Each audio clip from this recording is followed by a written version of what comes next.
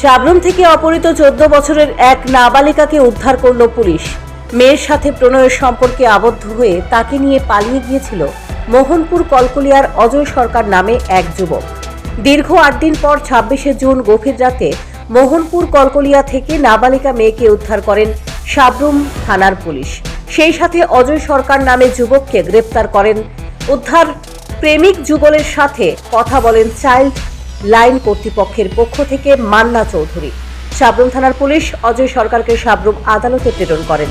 সাবরুম আদালত অভিযুক্তকে 5 দিনের জেল হাজতের নির্দেশ দেয়। শুক্রবার সাংবাদিকদের এই কথা জানিয়েছেন সাবরুম থানার ওসি।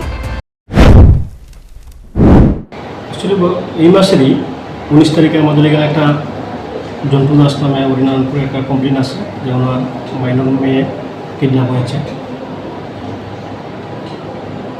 এবং মেয়ে সন্দেহভাজন একটা ছেলের সিধাই মনপুরে একটা ছেলের নামও বলে। সেই কেসের আমরা একটা রেজিস্টার করি, করার পরে আমরা তদন্ত চালু করি এবং তদন্ত করতে গিয়ে আমরা গতকালকে আমাদের যে তদন্তকারী অফিসার এবং আমাদের পুলিশ টিম সিধাই থানাতে যায়। সিধাই থানা এবং লেফুঙ্গা থানা এলাকাতে ওই থানার পুলিশের সহযোগিতায় রাত্রে বেলা আমাদের মাইনর গানটা রিকভারি হয়।